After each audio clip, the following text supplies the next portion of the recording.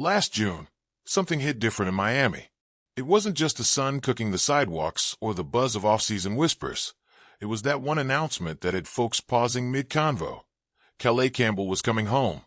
Not a maybe or a we'll see. He was back. Back where his college days stirred the crowd, where orange and green still echo in his DNA. Miami had landed a legend, not just a name, but a presence. One that carried weight not only on the field, but everywhere he walked. But let's be honest. No one was jumping out of their seat, expecting sacks galore. The man's resume was golden, sure. But age? That doesn't lie. He was supposed to be a depth guy, a mentor, the reliable vet in the corner of the locker room, whose words carry more than the playbook ever could. Next to Zach Sealer, who, by the way, deserves a hell of a lot more respect than he gets, Campbell was supposed to blend into the rotation. That didn't happen. He didn't just show up. He took over. 17 games. No days off. 5 sacks.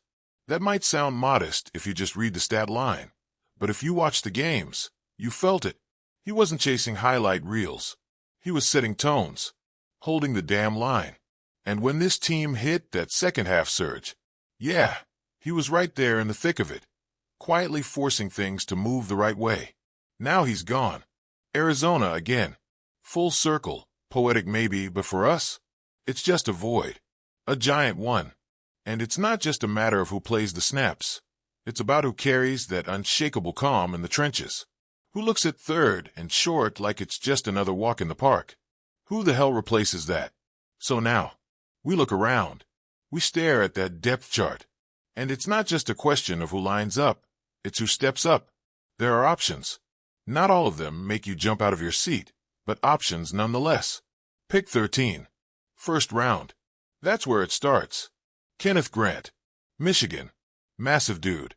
Moves quicker than you'd expect. Can shove an interior lineman back into the pocket, like he owes him money. But is he ready? Or is he the type you bring in and hope he doesn't drown early? You burn a first-round pick, and you want impact, not potential in 2 years. And with this defense needing someone right now, do you take that gamble? Maybe you trade back. Stack a few picks. Slide down. Snag Walter Nolan out of Ole Mississippi. There's buzz there, sure. He flashes. You see those reps where he looks unblockable. But then the next few plays, he disappears. Is that a coaching problem? Is it effort? Is it just inconsistency? Do you trust your staff to iron that out? Or is it another case of betting on a guy who might figure it out, just when you're ready to move on? Beyond that first round, things get murky. But that's where teams make or break their draft. Darius Alexander from Toledo? Tough. Gritty. Not flashy. Not polished. But he's the type who probably shows up to camp already ticked off like he's been overlooked. You want guys like that. Hungry. Same goes for Alfred Collins out of Texas. The raw tools are there. But does he finish plays? Or is he just an athlete trying to play football? Then you've got Tyleik Williams, Ohio State. Strong, but not the most explosive. Nazir Stackhouse from Georgia. He's solid, steady. Probably never a superstar, but maybe always dependable. Vernon Broughton, also Texas. Lot of movement skills for his size. Lot of what-ifs. So where's the answer? Maybe it's not just one guy. Maybe it's the mix.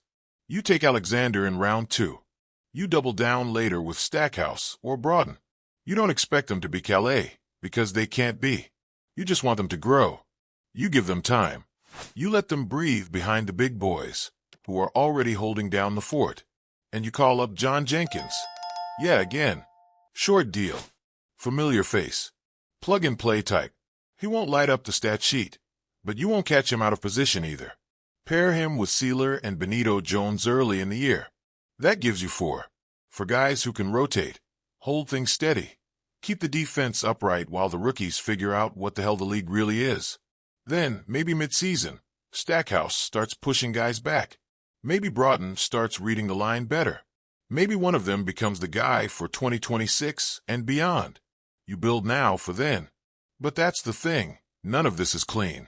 There's no magic name here. There's no surefire answer like some folks want to pretend. You can't just draft leadership.